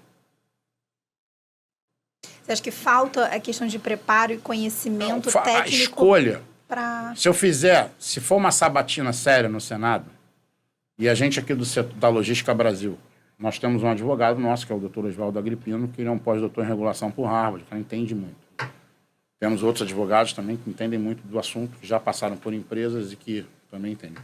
Se eles permitissem que a gente fizesse 10 perguntas e dessem nota 7 para a maioria desses que vão assumir a agência reguladora, eu te garanto que poucos passavam na sabatina da Comissão de Infraestrutura. Agora, são escolhas, né? Então, a agência, ela... Por que a gente está nessa questão do orçamento? Quem depende de alguém de dinheiro não é independente, não é isso? O maior capturador da agência reguladora é o próprio Poder Executivo. Não é iniciativa privada que captura, é o Poder Executivo. Entendeu? Então, assim, ele depende de orçamento. E a gente está com esse... Foi ano passado, eu tive com o deputado Júlio Lopes aqui no Rio de Janeiro. Esse eu vou falar o nome, porque é um cara que botou a coisa para frente, que é... Ele, dentre outros do Rio, é diferenciado. Tá? Ele é um cara intelectualmente diferenciado, uma visão muito importante. Eu falo dele muito porque tenho admiração por ele, como tenho por outros também. Ele pegou e falou, não, vamos tocar isso, que isso é importante. Foi lá, fizemos na Comissão de Desenvolvimento Econômico uma audiência com as agências, todas elas levaram seus problemas de orçamento. Ninguém se assustou, só parece que alguns poucos. Nosso setor, por exemplo, sempre ali à margem, todas as entidades. Eu reclamando, vai faltar dinheiro. A água vai bater. E aí, logo em seguida, e isso tudo eu fazendo isso com a ONAREG, que é a União dos Especialistas em Regulação, da atividade fim das agências. Um olhar técnico sobre... Com eles, com a categoria que representa eles. Ele recuperou a carta sindical recentemente. E ele triangula com o senador Laércio para sair pelo Senado o projeto de lei. Um PLP, que trata de orçamento próprio das agências, e um PL para estabilizar a categoria em resumo, dos especialistas em regulação que fazem atividades. Poxa, o senador Laércio, nosso PLP, não tem um apoio. Eu já comecei a fazer movimentar de novo aquilo, e vem a mídia agora falando, olha, a situação outro dia a ANP falou, fechou um banheiro porque não tinha condição de manutenção. A mandar funcionário para casa para não gerar custo. Quer dizer, o servidor ele vai indo para a iniciativa privada. Aí você pega esse cara há 10 anos, prepara ele, sabe, faz curso, faz tudo, até onde deu. Esse cara pega e vai embora. Outro dia, eu estava no TCU, num evento, encontrei com uma ex-servidora da ANTAC, ela falou, e aí, como é que você está? Você está bem? Não sei o quê. André, estou bem, se tiver privado é outro mundo. Quer dizer... É chato você ouvir isso, né? A pessoa sonha em fazer um concurso público, que ela quer estabilidade, que ela quer tudo, mas a falta de condição de trabalho dele, entendeu? Faz migrar para iniciativa privada. Então, ninguém faz concurso porque quer um emprego. Sim. Só faz concurso porque quer uma carreira. Quer estabilidade. Quer estabilidade. Exatamente. Nada contra. Tem Poucos são pelo propósito, de É. fato, de uma responsabilidade social e uma Sim. autorresponsabilidade, né? Mas você adquire ali dentro também, né? Você começa a ver que seu trabalho é relevante, você começa Tem a se impacto. envolver. É igual aquele seu amigo, né? Que no colégio faz bagunça, faz não sei o quê, mas ele, pô, vai lá fazer uma engenharia, vai fazer uma arquitetura, se apaixona por um negócio, vê o maior arquiteto que tem. Então, é um processo assim... as pessoas se constroem por dentro, né? Eu acredito nisso. Eu sou um André hoje do que eu era há 10 anos. Sou outra pessoa. Hoje eu dialogo mais com as pessoas. Antigamente eu só era para brigar, para fazer confusão. Não que eu deixei de fazer, não que eu perdi a coragem, não que eu perdi Tinha o um ímpeto. propósito. Só que às vezes você tem um propósito que o mais importante para você obter o resultado é o diálogo. Se o mais importante for a briga, a Logística Brasil vai para a briga. Não tem com quem a gente não brigue. Você pode falar, pô, você vai mexer com essa empresa? Assim, meu amigo, não tem essa. Não tem gente que a gente não brigue se aquele outro lado está errado, se a gente entende que a gente está com a razão e certo. Não existe. Pode ser com um policial, pode ser com um ministro, pode ser com qualquer um. Se ele está errado, a gente vai brigar. Agora, se ele quiser se acertar e ficar certo num acordo, melhor ainda. Para a gente é menos desgastante, é melhor para todo mundo. Ganha mais rápido para a sociedade. Para a Sem gente dúvida. até caminhar até pro final do episódio, a gente falou 1 hora aqui, passou voando, né? Não tem tempo, pode ficar. Olha, eu separei aqui 2 horas do meu tempo. Então, André, você falou muito sobre essa questão da importância do setor público e privado terem um diálogo, né? Integrar para somar. A gente vem falando isso desde o primeiro episódio, que foi com o Ted Sukhoi, que depois a gente gravou com o Colégio grande Januzzi. profissional, analista de infraestrutura, uma categoria que eu defendo, cara E muito ele falou preparado. muito sobre isso. Ele falou sobre a tríplice perfeita, né? É algo que a gente está batendo muito na tecla como um propósito, não só para o Fórum Soluções Comex Log deste ano, mas para os próximos, que é você unir a academia, o governo e a iniciativa privada para falarem a mesma linguagem. E que integrar é para somar. Então, unir essas forças em prol de uma solução. Como é que você vê essa questão da escutativa por parte dos órgãos públicos no quesito de ouvir um lado mais técnico e se juntar à iniciativa privada até para ter, de fato, tirar soluções do papel? Como é que você vê esse movimento de integração, que é o que vem norteando a maioria dos nossos eventos? Mesas de debate que integrem essas pontas. É que, para mim, assim, propósito é tudo. É as pessoas que estão envolvidas. As ideias são boas. Perfeito. Eu acho essa ideia de comunicação entre governo, sociedade e academia excelente. Produzimos o melhor. Mas não adianta a gente produzir se você não tem propósito na política. Do jeito que o país está, eu te digo, a ideia ela é maravilhosa. O Tetsu, que teve aqui, que é o lá do Ministério do Esporte, o Tetsu é um cara sensacional, extremamente competente. Entendeu? Eu me dou muito bem com ele. Sabe os caminhos para você, te ajuda com os caminhos. Ó, não vai por aqui não, vai por ali. Tem que ouvir. A ideia é boa. O problema todo é a situação que a gente está vivendo hoje, que a gente não vê um horizonte. Talvez essa tríplice, né, esse triângulo que a gente está fechando aqui, ele deva ser... A primeira função dele é de extensionar a política.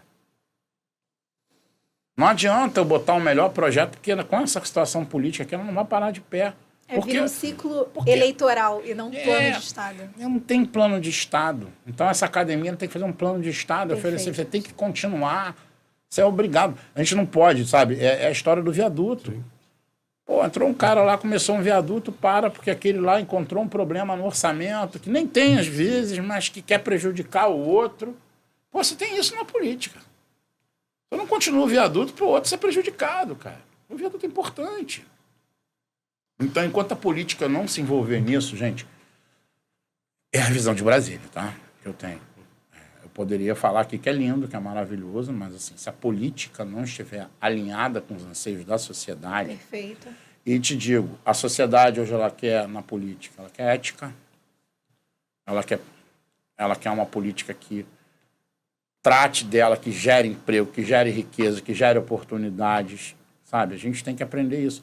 Com esse clima político no Brasil, nessa terra não nasce mato. Não existe. Não vai sair nada de bom. Aí você vai ficar vendendo ilusão e mentira para a sociedade o resto da vida. Porque o país, de fato, a gente sente que o país está crescendo. Assim, o que o Rio melhorou, por exemplo? O Rio melhorou. O Rio é um lugar maravilhoso. Eu amo minha cidade como lugar, como município eu não amo.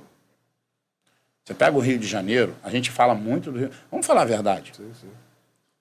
10% do Rio de Janeiro é maravilhoso, o resto, gente, numa boa. Essa cidade que os prefeitos pintam, essa cidade não existe. Essa cidade ela está na faixa d'água a 5 quilômetros para dentro. O resto do Rio de Janeiro, você sobe para o subúrbio do Rio de Janeiro, determinados bairros com cheiro de esgoto.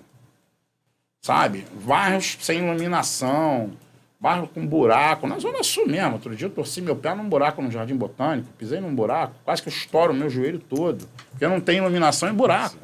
Quer dizer, você não tem o poder. Não adianta falar que o Rio é uma cidade. O Rio é um lugar maravilhoso. Lugar feito pela natureza, para quem acredita por Deus. Mas a cidade do Rio de Janeiro é um caos.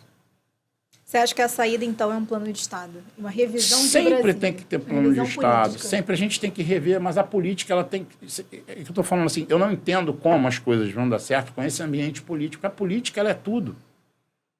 Sabe? O que eu faço em Brasília, alguns chamam de lobby. Né? Eu faço a representação dos meus associados. E as pessoas criticam. Então, hoje, você fazer o que eu faço, tem gente que vê mal. Perfeito. Que confunde o que eu faço com corrupção. E não tem nada disso. A atividade do lobby ela é nobre. Sim. Eu também, no início da minha vida, lobby é tudo... Não, a atividade ela é nobre. Quando é que você ganha o seu primeiro cargo de lobby? É quando você vira representante da sua turma, lá pequenininho. Você tem que buscar o interesse da sua turma, gente. E você está roubando, você está corrompendo. Você pode construir muita coisa no Brasil sem corromper. É possível. Sim. Basta agora você ter ímpeto e vontade. Mas é que eu te digo, com esse ambiente político que a gente está vivendo, vai ser difícil a gente construir alguma coisa. Porque se o cara da esquerda tem uma ideia boa, aquilo vai se tornar um lixo, vão achar um lixo. Se o cara da direita tem uma ideia boa, da esquerda não vai querer, porque ele não quer dar espaço para o outro. Exato. E a coisa mais importante que tem é assim, eu estava até discutindo isso não vou dar spoiler de novo, com a nova diretora que vai entrar na associação, a gente vai criar uma diretoria para ela. E quando você fizer, você que vai para a imprensa com o seu trabalho. Só que você vai assumir o ônus e o bônus. Não queira o bônus, né? E me trazer o ônus. Você vai assumir os dois, como profissional. Mas você vai ter o seu espaço. Eu não posso permitir, na minha associação, que a Elzi construa um negócio que ela se dedicou e fez. Eu vou lá dar a entrevista, eu tenho que aprender a dar espaço para as pessoas. Sabe? A política ela tem que dar espaço. A esquerda também tem que saber dar espaço para a direita, como a direita tem que saber dar para a esquerda, senão não funciona. Sabe? Não é o viés do parlamentar, é o parlamentar, sabe? Pô, se aquele parlamentar está com um projeto bom, pô, vamos comprar esse projeto que é importante, vamos agregar no projeto. É isso que a gente está falando. Vamos trazer a academia, vamos trazer a iniciativa privada para o debate, mas isso aqui vai virar um projeto de lei. E aí vai bater na política.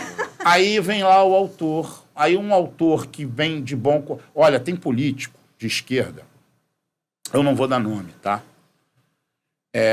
Que falam que o cara é o diabo, que o cara não sei o quê, não tem nada contra ele, eu só falo. Esse cara nos ajudou de coração aberto, cara. Como já teve de direita também que nos ajudou. Com pautas importantes para a sociedade, que a gente não vai para lá por pautas de sobre social. Pautas, né, Leonardo? A gente bate muito nessa tecla como conector de entidades, tanto públicas quanto privadas, de todos os poderes, seja, enfim, até de todos os posicionamentos políticos, de um lado ou de outro. E a gente entende muito isso, que é sobre pautas e não sobre o ego que está muito envolvido de camada. Espectro. Né? Eu não posso, assim... Às vezes eu vou dizer assim, já aconteceu, do meu adversário ter uma ideia melhor que a minha, eu estava brigando por aquilo, eu falei, não, essa ideia é boa, vamos junto, podemos ir junto aqui, vamos junto. Porque para o meu associado vai ser rápido o resultado, para as empresas do segmento vai ser mais rápido, para a logística vai ser mais rápido. A gente tem que aprender a dialogar. Não é que a gente não tenha que brigar, não é que a gente tem que ir com força na briga, a gente tem. Só que tem um momento. Não é brigar por brigar. Primeiro... Uma característica da Logística Brasil, sabe, que sempre ajudou muito a gente, é que a gente ia para briga. A gente coloca a mão onde ninguém coloca. Mas nós somos propositivos. Uhum. A gente vai brigar porque tem uma proposta de solução. Não é apontar o dedo e falar, você está errado. Aí ele me pergunta, e o que é certo? Aí eu não sei. Não é? Eu viro para você e falo, você está totalmente errada. Tá bom, me diz o que é certo. Não sei. Eu sei que você está errada. Não. Já traz a solução, né? Embarcada aí. Se você quer brigar, você tem que saber brigar, né? Senão você vai... Você quer dar... Se você tem que se preparar para a coisa. Então, se você se prepara para uma contenda, você tem que ter a solução para aquele problema que você está atacando, que você não conseguiu resolver no diálogo, que te disseram não, que te ignoraram, aí você fala, não vai me ignorar? Tá bom, então, beleza. Então, você está preparado para ouvir essa resposta, para ter resposta para a pergunta. Pô, você está totalmente errado. Por quê? Então me dá a solução. Então, é essas coisas que a gente precisa no país. Ideias propositivas. Propositivas. Se for para brigar, tenha proposta. Não é sair batendo no outro por bater. Isso não funciona. E a política, ela tem, cada vez mais em Brasília, eu fico convencido de que a política é a solução. Mas nesse clima político nosso, cara, porque aí eu vou ter que escolher um deputado que não sei o quê. Eu tenho deputados que... se você tem um projeto de lei, você chama um deputado que possa ter... Tem deputados, sim, que conseguem circular e são chamados, nessa briga aí de sociedade, de isentões. Exato. Mas são os caras que fazem circular. Os tais deputados isentões, que ficam botando em grupo de WhatsApp, são esses caras que hoje estão conseguindo diálogo. Exatamente. Porque eles circulam nos espectros. Ele vai ver ideias propositivas de ambos os lados e entrar em um denominador. Esse lance de centrão é meio pejorativo, né? Eles são centro-direita ou centro-esquerda, né? Eles vão ao centro, né? E eles conseguem ter circulação, tanto dos dois lados. Você quer ver um deputado que é taxado de esquerda, mas tem circulação pra cacete com todo mundo, e é um cara respeitado, é o Pazuello. É de esquerda, é um espectro de direita, quer dizer. Pazuello. Tem circulação. Eu fiz um trabalho com ele, estou dando exemplo, né? Mais uma vez, não é paixão política isso, por político. Mas são bons exemplos. Ele é de direita, mas ele respeita o público da esquerda. Ele consegue dialogar com todo mundo. Então, ele fez uma frente parlamentar, botou o Quaquá para trabalhar com ele, que é do PT. Quer dizer, olha a cabeça do parlamentar, né? Obviamente que ele tem lá as defesas dele políticas, ele faz parte de um grupo político, ele tem as crenças dele com as quais eu respeito, como eu respeito a dos outros.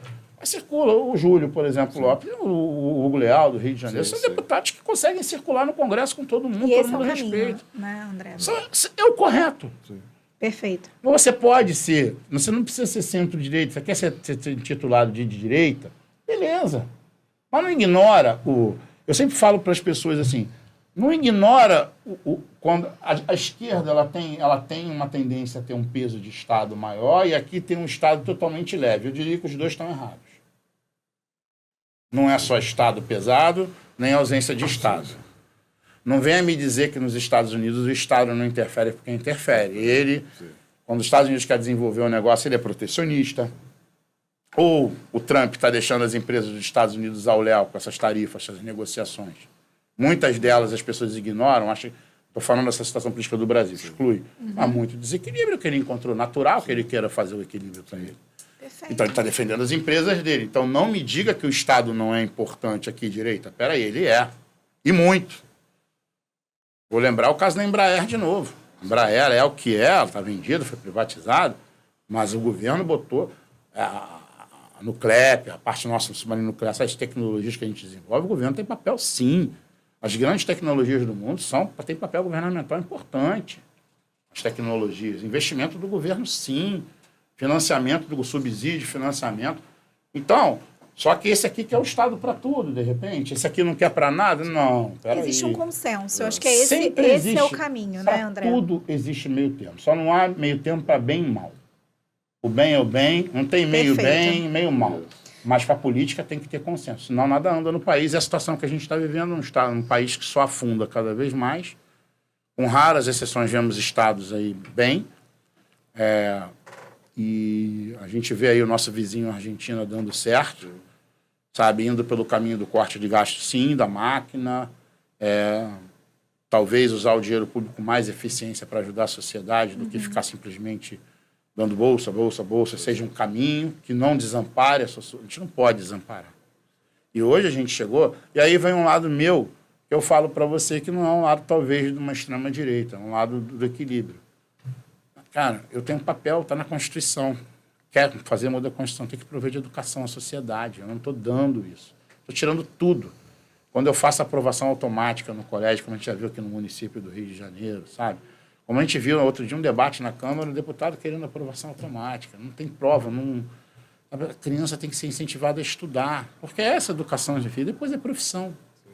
Mas aquela fica, aprender a falar, interpretar texto. Que base a gente está construindo, né? Qual é a base, exatamente. Então, a assim, gente falou muito aqui, André, sobre essa questão de como que, na sua perspectiva, né, você que está muito em Brasília e está vendo como a política ela vem se desenvolvendo, vem se estruturando, e que a polarização vem muito como um fator que prejudica o avanço do país, e está aí realmente o nosso maior entrave enquanto nação. E eu peço agora até para o Léo falar um pouco dessa questão do Fórum de Soluções do Comex Log, que o que a gente está fazendo aqui, André, é até um trabalho para ouvir os profissionais da linha de frente e trazer para o Comex esse ano as dores. Então, o Técio trouxe um ponto que a gente já anotou, a Cláudia trouxe uma outra visão, você trouxe essa questão do fator da política ser um fator importante, então por que não trazer política para dentro do fórum? Sim. E porque, de fato, as decisões, o poder decisório é do Congresso, não tem como fugir disso. Então, senão a gente vai ficar no campo do papel, da ideia. Exatamente. Né? E aí, Léo, como é que você vê essa questão de tudo que a gente conversou aqui sobre esse triângulo que a gente vem falando muito, né, sobre a participação do governo, iniciativa privada e os especialistas, ouvir quem entende do assunto para trazer para perto, para pensar junto em um futuro que já é a nossa realidade? Eu acho de extrema importância porque, na verdade, só reforça, na verdade, o nosso propósito, o que a gente tem planejado, inclusive, a gente tem estreitado cada vez mais alianças. Em cima do que você falou, a gente esse ano fechou, inclusive, uma grande parceria com o Ministério de Portos, vai ser co-realizador do nosso evento esse ano. A contrapartida, eles trazem a ANTAC também, que é uma agência reguladora do segmento de extrema importância. A gente sempre tem a oportunidade de ter o deputado Hugo Leal nos todos os fóruns que a gente teve, ele esteve presente. O próprio deputado Júlio Lopes também teve uma das edições, junto com vocês. Dois deputados extremamente importantes por isso. O Pazuello, inclusive, a gente convidou ano passado, mas como era a época de eleição, ele não teve a agenda para vir conosco. Então, assim... Está bem em linha, até com o direcionamento de vocês. Vocês ajudam, você, o Mário Meira, enfim, alguns outros parceiros nossos também sempre contribuem, né, com essa visão, né, do segmento, do pessoal da Sindoperj como um todo. É sempre ativo, Mário Meira, Carneiro. Sempre nos ajudaram, nos apoiaram, principalmente nessas articulações, é de extrema importância para a gente. E exatamente, a gente traz o Comex Log como uma grande ferramenta de debates, enfim, com os atores principais. Nós somos apenas os movimentadores e os atores principais são você, Sindoperj, enfim, Ministério, as empresas, né, que fazem parte do segmento, os sindicatos despachantes aduaneiros, o Sindaerj sempre nos apoiou em todos os momentos, e desde a primeira edição, trabalho maravilhoso com a Rita, a Rita, o próprio Tony também hoje é um grande parceiro nosso também, com a Comex, enfim. Então, essa movimentação, tudo que você colocou aqui, os outros, né, participantes, a gente tenta, de alguma forma, juntar todo mundo, enfim, para esse grande debate. Depois, como até a gente conversou ali nos bastidores, a gente, de alguma forma, dá um acompanhamento a isso. A gente faz um livro, conseguimos, na época, uma aproximação com o Codim, que não tinha essa interlocução. Sim. Através do outro fórum do Porto Maravilha, que você também teve uma das mesas, a gente abriu uma linha de interlocução lá, com a prefeitura, enfim. Então, a gente, de alguma forma, tem também um objetivo de trazer não interesses nossos, mas interesses de quem participa dos fóruns. Então, quem participa dos fóruns, qual interesse eles têm?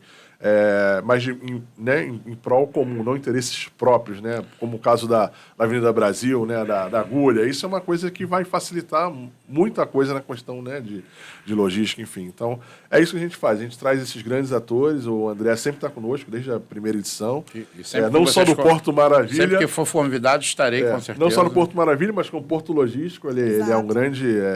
a gente fica muito feliz, né, com você estar conosco em todas essas edições, porque tem uma visão realmente diferenciada, você consegue trazer toda essa visão que a gente bateu esse papo aqui pra gente é de extrema importância, né, para as nossas ações, inclusive, porque a gente tem de curadoria. E ouvir, né, Léo, que é a parte mais importante. Eu acho que essa contribuição, né, não só pra gente aqui hoje, mas vai ser difundida, aí a gente vai divulgar bastante esse bate-papo aqui, é de extrema importância pra gente. Porque para além do debate ali em si do fórum, André, a gente entende, e a gente veio entendendo ao longo das edições, que existe um trabalho muito independente. As pontas não se juntam, não se conectam. O grande problema hoje, principalmente em questão do Porto Maravilha, eu vou trazer isso por mais que não seja o Comex, era a comunicação. As pontas não se comunicavam, não havia o que um agente estava fazendo, a outra ponta não tinha conhecimento, demora-se muito em uma realidade que a gente tem de tecnológica, de comunicação super rápida, não era eficiente nesse ponto, e a gente, promovendo essas rodas de conversa e debate, traz uma reflexão sobre o que é um problema e como solucionar. Por isso, Fórum de Soluções de Comércio Exterior e Logística. As pontas, elas precisam se unir. Nós passamos por um problema ali no final de 2023, início de 2024, da Avenida Brasil com BRT. Sim. Então, a gente criou um grupo chamado BRT Transbrasil com várias entidades. Dali nasce Todos pelo Rio, Instituto. Isso é uma união muito forte. A DPF 635, né, começou comigo, o ministro Benjamin Zimler me chama para o FGV Conhecimento. Nós estamos no TCU e eu comecei com o meu CPF lá desde 2014, foi um dos primeiros processos da secretaria, que hoje é a Auditoria Porto Ferrovia, né? Esse ele me chamou, eu tive a oportunidade de conhecer o ministro Gilmar Mendes no evento. Abordei ele, falei, preciso fazer uma reunião com o senhor, que é o decano, para poder tratar da DPF. Cheguei lá, conversei com ele, ele me atendeu, ele falou, não, mas vocês estão tentando colocar a culpa no STF. Eu falei, ministro, não, a culpa não é do STF, da violência do Rio de Janeiro, mas o agravamento exponencial, sim.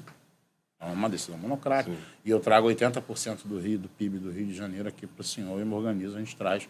Então, fala com a minha assessora, pode marcar, me traga. Levamos. Buscamos o Fachin, que é o relator, né? Conseguimos falar com esses dois. A gente se uniu. O Rio se une. Sim. O Rio tem muita gente preparada. Eu falo aqui para você, eu trabalho com gente, no bom sentido, monstros. Monstros. São pessoas que estão assim, altamente competentes, altamente preparadas, a fim de fazer. Só que esse negócio é unir as pontas. Sim. E às vezes, assim, eu falo, hoje a gente tem um grupo que é unido pelo Rio. E que a gente pode chamar para a união. Agora, a gente não pode querer ter protagonismo. Exato. Eu acho que o mais importante, assim, eu te digo o mais importante para mim hoje, para o André. O mais importante é a minha filha Helena. É o legado que eu deixo. Você esteve no nosso aniversário, você viu que ela estava sempre do meu lado, sabe, com a minha esposa, porque são as pessoas que me dão toda a base de estar ali. E eu tenho certeza que a minha filha, eu não quero que ela tenha orgulho do papai. Eu quero que ela entenda e ela saiu dali entendendo a importância do meu trabalho, das minhas ausências, como eu tenho certeza de que outros diretores também, os familiares, entenderam porque são ausentes. Porque a gente tem que deixar esse legado, né? E legado para quem está vindo aí também. Então, você tem algumas... A gente tem uma vontade muito grande de fazer no futuro, na Logística Brasil, um trabalho de núcleo de jovens, como tem a DERJ, por exemplo, como tem outras entidades já. Que é um pensar diferente também, porque né, André? Tem que preparar quem está vindo. Aí não tem que... A gente assim, se mete nessas coisas muito por iniciativa. Sim. Só que toda iniciativa, quando ela é estimulada, que você faz aqui é o Clube do Empreendedor. O que é o papel principal aqui? É estimular iniciativas. Exato. Entendeu? Esse é um polo de iniciativas, né? De estimular o cara. Às vezes o cara está ali perdido, né? Você, isso aqui dá para empreender, vamos trabalhar, vamos ter um projeto, aprender a desenvolver um projeto. Sabe? Eu, quando tiver algum projeto para desenvolver, eu vou vir aqui. Pô, sou amigo de vocês, me ajuda com isso aqui. O que você acha que eu devo fazer? Isso aqui para mim é um estilo Sebrae, entendeu? Vou usar, consultoria, não interessa, mas me ajuda. A gente tem que estimular as pessoas a terem iniciativa e não desencorajá-las. Eu acho que as pessoas ainda no Rio de Janeiro desencorajam muito umas às outras, sabe? Eu acho isso. Desculpa o termo, tem muita gente que age pelo cagaço. A gente não pode agir pelo medo, a gente tem que agir com a vontade de resolver. E eu vejo, já tem muita gente. E esse negócio do BRT Transbrasil, toda essa problemática da Avenida Brasil, me fez, conhecer melhor as pessoas. Eu até achava que era um galho fraco, eu descobri que é um galho super, um tronco de forte. Pessoas novas, altamente capazes, que viraram referências para mim. E o Rio tem muita gente boa. Só que tem muita gente boa malocada, escondida.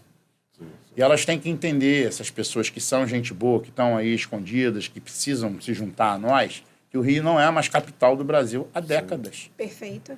O Rio não é mais o estado do Rio. Sim. O Rio é um estado com uma dívida tremenda, cheio de problemas, e que se o Fluminense, aí não falo do Carioca é a capacidade do Rio, Fluminense, não tomar decisões de agir na política, sabe, de ver quem está votando, de prestar atenção na política, mais ou menos, não adianta, nada sai sem política. Não existe. Se o Fluminense ou o Carioca não tiverem um olhar atento, nós vamos continuar patinando. E aí não adianta também a iniciativa privada se juntar com um problema. Mas eu vou dar um exemplo prático aqui. A gente do Porto estava com um problemaço, tentamos várias reuniões com o atual presidente da Lei, a gente não consegue. Tem que ser recebido. A gente tem que receber quem estimula. Aí vários deputados receberam a gente, mas a gente não conseguiu. O máximo foi o assessor dele. Então, assim, a gente tem que ter um parlamento aberto ao povo. Eu agradeço a Alerj, inclusive, a moção de aplausos que deram para a gente lá no nosso aniversário de 10 anos, assim como as 5 entidades que nos deram placas. Fico muito emocionado com isso, porque eu não, é como a gente sempre fala, né? Eu não fico parando para pensar no tamanho que a gente está, porque senão a gente tem medo de perder o tamanho. A gente tem que ir adiante. Mas naquele dia ali foi um choque para mim. E óbvio que no dia seguinte, eu emocionado e feliz, eu tinha que ir para Brasília trabalhar, porque tinha Mais reunião, coisa para fazer. mais coisa para fazer. A gente caiu na real. Mas, assim, o Rio tem muita gente boa, cara. O Rio tem muita gente qualificadíssima. Eu te digo uma coisa, assim. Uma vez, assim, em relação à Ana Paula Rosa, que aprende Estudos pelo Rio, né?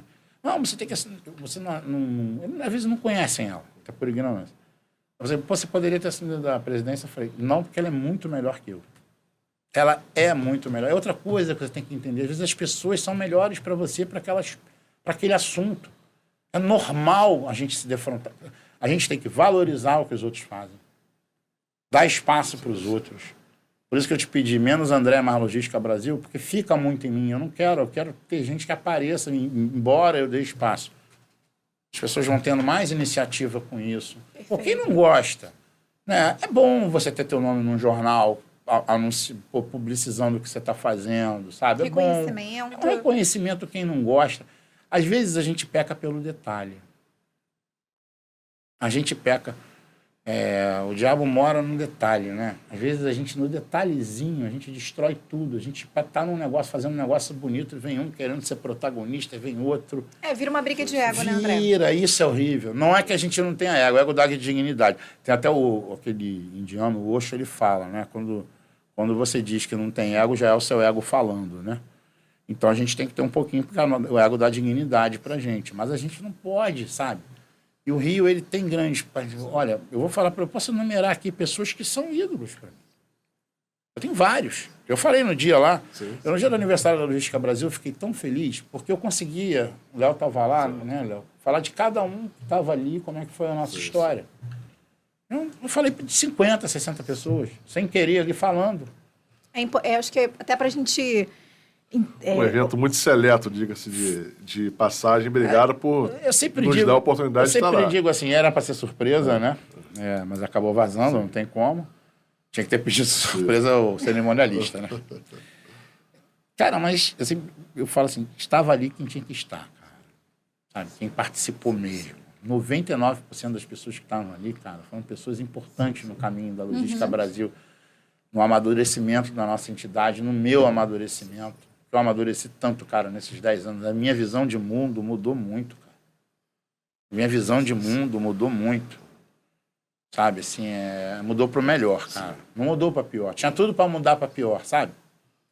Porque você vê coisas certas e erradas, né? Você faz uma escolha diária. É um diário. Então, mudou muito, cara. A percepção minha de sociedade, de cidadão, de cidadania. E eu tento passar esse legado para a Helena, para minha filha, né? E levar isso para dentro dos ambientes que eu vivo. Acho que foi sensacional o aniversário. Foi assim, muito bom para mesmo. mim, Muito bom outra mesmo. coisa que eu não esperava ali, eu fiquei falando até da minha mãe, né? Nossa diretora executiva, ela é uma mãe, né? E ela foi lembrar da minha mãe, de coisas que minha mãe dizia, de que, poxa, você precisa ter Não deixa teu ego, não, cara. Faz teu trabalho, que é isso que vai te levar a algum lugar. E levar a algum lugar, para mim, não é onde vai me colocar, é onde vai colocar aquilo que eu estou fazendo. Seu propósito. Primeiro vem o resultado, depois vem a medalha, né? Perfeito. Não adianta, é isso. André, muito obrigada por esse papo. A gente conseguiu falar muito sobre o Logística Brasil. Foi muito bom. Sobre a visão que você tem em relação ao seu propósito, o propósito em nome da associação, e também tirar esse conceito, esse estigma que as pessoas têm muito errado, né, de passagem, que a associação é só discutir os valores só deles e de forma muito independente. Muito pelo contrário, o poder do associativismo é você pensar em um coletivo em prol de algo maior, que sobrepõe até as empresas que são associadas. Muito obrigada por esse papo. A gente espera você no Fórum de Soluções Comexlog, que traga grandes empresas que são associadas para participar dessa escutativa. A gente vai mobilizar esse fórum esse ano em parceria com o Ministério de Portos e Aeroportos e com a ANTAC.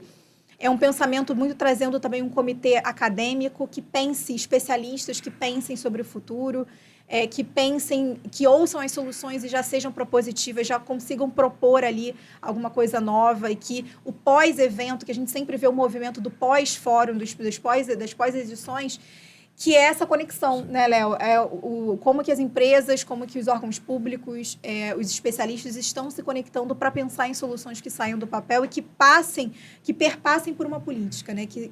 Você falou muito aqui da importância da política, que independente dessa tríplice, da gente unir academia, governo e iniciativa privada, que passa pela política, tem que passar, só que para passar pela política precisa sair dessa visão unilateral, né? De Exato. Só o meu interesse que vale nessa conta. Eu acho a função disso aí que talvez esse seja o primeiro momento dessa tríplice, desse triângulo que se faz, seja levar ele para um apaziguamento político do país. Nada anda sem política, cara. A gente precisa do Estado para tudo, porque é ele que permite, é ele que não permite. Nós temos leis, nós temos um sistema jurídico em que são leis que permitem. Então, praticamente a gente tem lei para tudo. Poucas coisas não estão previstas em lei. Exatamente. Embora a sociedade se transforme, o direito acompanha a sociedade. Mas eu acho assim, cara, a gente tem muita coisa para fazer e pode fazer muito. Só que a gente não pode desistir fácil. Essa tríplice aqui, esse triângulo, ele existindo como uma forma de equilibrar a política de novo, ela já foi um dia mais equilibrada, né? De trazer esse equilíbrio, a busca do consenso. Eu nunca vi nada... Você já viu algum lugar prosperar com guerra? Então, assim, acabar com essa guerra é fundamental. Sim. Eu não quero dizer que fulano está certo ou que ciclano está errado. A gente tem que pensar em acabar com isso e botar a bola para frente para tocar o país. Perfeito, André. Muitíssimo obrigada. Obrigado. Esse foi mais um ComexCast, o 3º episódio. A gente trouxe a voz dos donos de cargas, os caminhos para uma logística mais justa, mais eficiente e mais propositiva, né? Que todos os trabalhos que estão sendo movimentados e mobilizados tenham um propósito e, como mesmo o André de Seixas pontuou, é mais integrar para somar, e que os elos e que as pontas se unam por um bem comum e que a gente pare de brigar em questão de polarização e mais centralizar o que é propositivo, o que é capital de mudança, e esse é o futuro. Então, qualquer informação sobre o Fórum de Soluções Comexlog desse ano, você entra no link da descrição e até o próximo episódio.